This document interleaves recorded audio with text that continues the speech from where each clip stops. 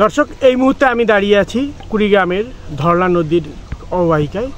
মূলত আমি আপনাদের যে জিনিসটা দেখানোর জন্য ভিডিওতে আসলাম সেটি হচ্ছে শুকনা মৌসুমে আসলে ধরলার অবস্থাটা কি দাঁড়ায় সেটি দেখানোর জন্য। আপনারা ক্যামেরার স্ক্রিনে দেখতেই পাচ্ছেন যে আসলে ধরলা শুকনা মৌসুমে শুকিয়ে গিয়েছে। এটি হচ্ছে গিয়ে কুড়িগ্রাম শহর থেকে মাত্র 3 থেকে 4 কিলোমিটার দূরত্বে ধরলার অববাহিকা, যেখানে আপনারা মাঝখানে দেখতে পাচ্ছেন চর পড়েছে। আগে নদীটা ছিল ওই পারে, কিন্তু এখন জলবায়ু পরিবর্তনের কারণে মূলত নদীর গতিপথ পরিবর্তন হয়েছে এবং মানুষের জীবন জীবিকার পরিবর্তন ঘটেছে। পাশাপাশি এখানকার স্থানীয় আদিবাসীরা বলছে যে নদীতে মাছের উৎপাদন কমেছে এবং তারা যথেষ্ট পরিমাণ মাছ পাচ্ছে না। মূলত এজন্য আমরা এক কথায় দায়ী করতে পারি যে জলবায়ুর বিষয়টিকে।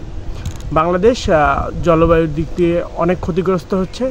আমরা প্রত্যাশা করব দ্রুত যেসব দেশের কারণে বাংলাদেশ ক্ষতিগ্রস্ত হচ্ছে তারা তাদের ক্ষতিপূরণ দিয়ে বাংলাদেশের পরিবেশকে রক্ষা করবে। সবাই ভালো থাকবেন, সুস্থ থাকবেন, নদীকে ভালোবাসবেন। দেখা হবে পরবর্তী কোনো ভিডিওতে। আল্লাহ হাফেজ।